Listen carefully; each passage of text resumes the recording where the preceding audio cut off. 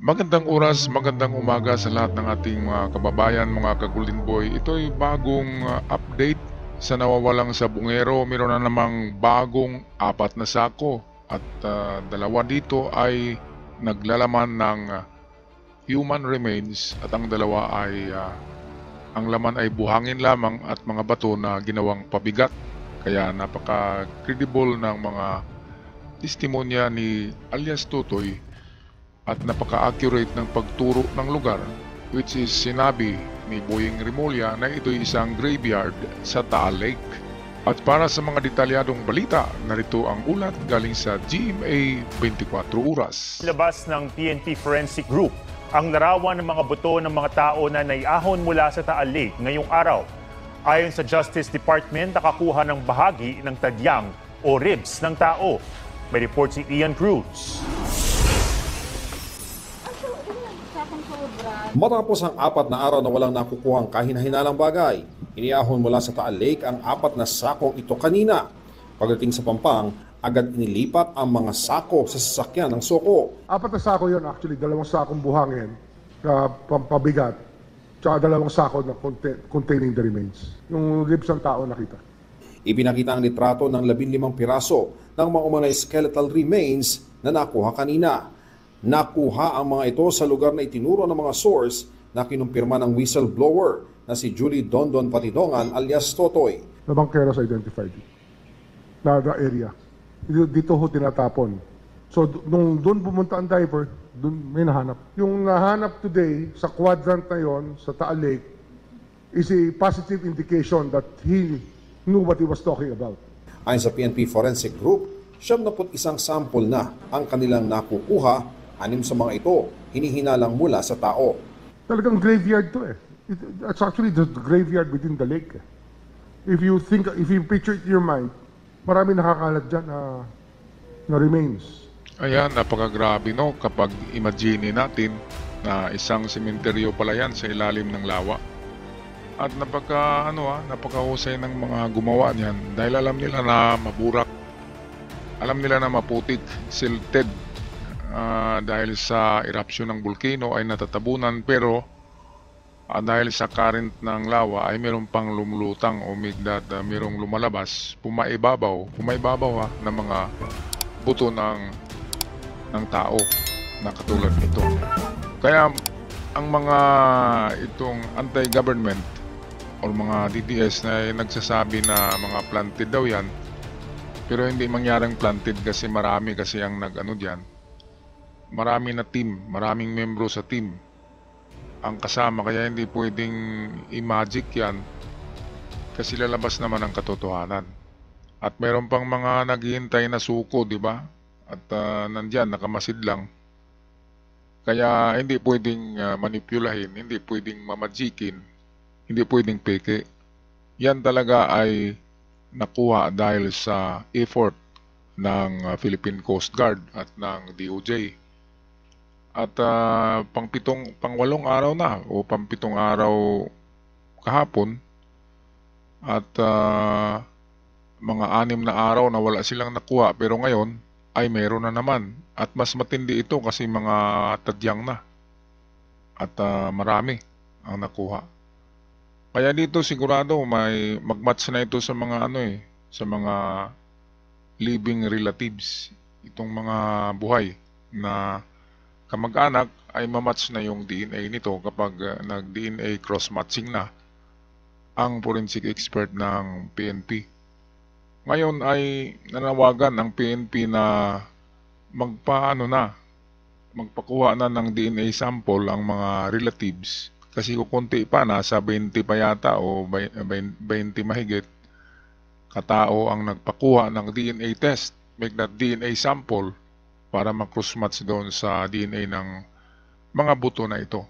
Kaya ano pang hinihintay nyo mga kamag-anak diyan ng mga nawalang sabungero, ay magtanong na kayo sa himpilan ng PNP kung paano magbigay ng sample nyo ng inyong DNA para malaman at mamatch at lalabas na ang katotohanan. Alright, balik tayo dito sa balita courtesy ng GMA Integrated News. Sa lawa. Gamit ang underwater remotely operated vehicle, Ipinakita ng Philippine Coast Guard kung gaano kaburak sa ilalim ng lawa. Kaya patuloy ang testing sa mga ROV para malaman ang tamang taas ng underwater drone mula sa lake bed para hindi nito mabulabog ang makapal na burak. Hindi lang ang kondisyon ng lawa ang hamon sa paghahanap, pati ang paminsan-minsang pag-alboroto ng Bulkang Taal. Kanina, nagkaroon ng minor phreatomagmatic eruption ang main crater ng bulkan na tumagal ng 12 minuto. Sabi ng PHIVOLCS, ligtas naman sa buong lawa ng Taal. Ang ipinagbabawal lang ay ang pagpunta sa mismong Volcano Island. Kahapon, 3 bangkay ang hinukay mula sa public cemetery ng Laurel, Batangas. Ayon kay Justice Secretary Remulla, ang mga pinahukay ay mga katawang lumutang umuno sa Taal Lake noong 2020. Base sa impormasyon nila, may 3 nawala sa lipa noong 2020, kabilang ang isang babae. Isa raw sa mga nahukay ang nakitang posibleng babae. Ito ang pinaka-kompleto na nakuha dahil mayroong bungo, isang set talaga ng mga buto dahil nga nakalagay pa sa kabaong eh. Pero sa tagal ng panahon ay wala na yung kabaong diyan. At sabi mismo ng sepulturero na nagbaon ay 3 talaga yan. At ayon naman sa nag-imbalsama na embalmer ay may mga tama sa ulo. Kaya pareho ang pag-execute nito, pareho ang ang operation, pareho ang gumawa nito ay iisang grupo lang kasi pareho ang trademark ng kanilang pagbaril. Lahat ulo, sintido. At ito pala ay mga lumulutang pala sa lake. Ito yung huling pagsabi ng witness na embalmer na galing sa lake. Lumutang itong 3 ito at dito na naibaon.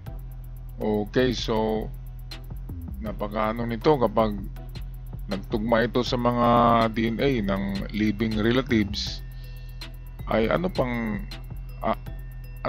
gagawin ng gobyerno kundi umpisahan na ang pagkaso sa mga culprits. 'Di ba mga kababayan? Kawawang mga to, 'di ba? Sa history ng ganito sa buong daigdig ay dito lang yata sa Pilipinas nangyari ito. Kaya napakasama na pala ng kalagayan ng Pilipinas ngayon dahil sa mga gambling na 'yan. Kaya sabi nga ni Rapi Tulfo ay gagawa siya ng batas na anti-gambling. Lalo na yung gambling na itong online. Kasi mga estudyante ngayon na sa scatter online game. Pati estudyante ay piso-piso tumataya eh. Pero kapag itotal mo yan dahil minuto mayroong nagtataya ng piso, ang lalabas diyan ay bawat oras ay mayroong 1 milyong piso ang kita ng gambling company na yan na scatter. Kaya nga dapat na ipatigil na lahat ang online gaming kasi kahit minor estudyante nakasali diyan. Paano i-regulate mo yan? Kung mag-login na 18 years old yung bata ay pwede siyang makasali, di ba? Kaya hindi pwede online. Kung talagang ng gambling ay hindi online, di ba mga kababayan? O tanggalin na talaga yung mga gambling na yan. Yan ang nagbigay ng masamang bisyo sa kabataan ngayon. At paglagi niyan ng mga kabataan na yan ay mga gambler yan. Baka matulad pa kay Atong Ang. Alright, balik tayo sa balita courtesy ng GMA Integrated News. Sabi ng sepulturero, nanggaling sa Daculo Funeral Services ang mga 10 hinukay roon. Kwento ng manager ng punerarya, magkakaibang buwan pinakuha sa kanila ang mga katawan sa boundary ng Laurel, Calaca at Lemery matapos iulat ang mga ito sa pulisya. Yun nga po sir, mga tapod lang po. Tapos may mga tama ng baril. Saan to? Laging ulo. Tapos nakatali ano pa? Yung iba po, bulok na. Wala po talaga. Tapos lagi po silang lahat nakabrief lang. Nang wala raw kaanak na nag-claim sa mga katawan, nagpaalam na raw sila sa pulisya na ipalibing ang mga ito. Tumanggi magpa-interview ang hepe ng pulisya dahil wala raw siyang otoridad na magsalita. Ang record naman ng Office of the Civil Registry ng Bayan nasira sa baha bunsod ng bagyong Christine noong nakarang taon. Teka, sandali lang balikan natin tong wala daw siya sa wala daw sa itong sa lugar na magsalita, itong hepe na ito, ating balikan ha. Ang hepe ng pulisya dahil wala raw siyang otoridad na magsalita. Oo, bakit walang otoridad na magsalita? Ihipi ka dyan dapat alam mo. At meron kang ano dyan, meron kang kapangyarihan na magsabi kung ano man ang nangyayaring krimen sa lugar mo dahil ikaw nga yung hepe.